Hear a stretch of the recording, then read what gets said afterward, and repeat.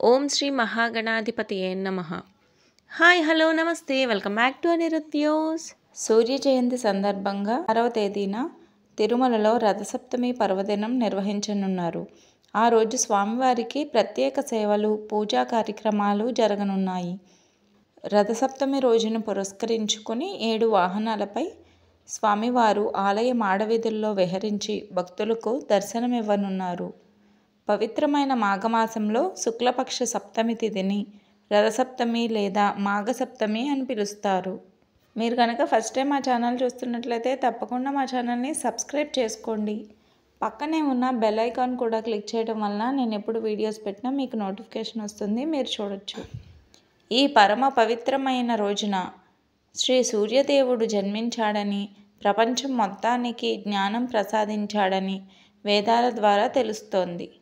వాహన సేవల వివరాలకు వస్తే తెల్లవారుజామున 5:30 నుంచి 8 గంటల వరకు సూర్యప్రభ వాహనంపై, ఉదయం 9 గంటల నుంచి 10 గంటల వరకు చినశేష వాహనం పైన స్వామి దర్శనమిస్తారు.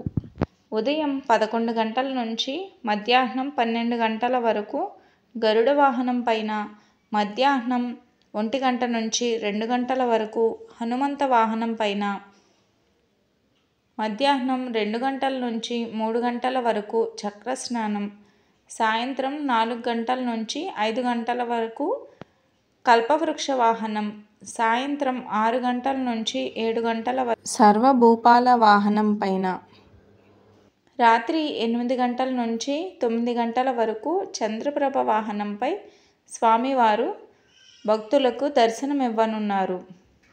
రథసప్తమి పర్వదినం కారణంగా ఫిబ్రవరి 16వ తేదీన ఆలయంలో నిర్వహించే కళ్యాణోత్సవం, ఊంజల్ సేవ, ఆర్జిత బ్రహ్మోత్సవం, సహస్ర దీపాలంకార సేవలను టీటీడీ రద్దు చేసింది. సుప్రభాతం, తోమాల సేవ, అర్చన ఏకాంతంలో నిర్వహిస్తారు. ఇవండి రథసప్తమి రోజు తిరుమలలో జరిగే 7 వాహన సేవల గురించి. మీకు గనక మా వీడియో నచ్చినట్లయితే తప్పకుండా లైక్ చేయండి, షేర్ చేయండి, మా ఛానల్ని సబ్స్క్రైబ్ చేయడం మాత్రం మర్చిపోకండి. Thank you for watching my channel.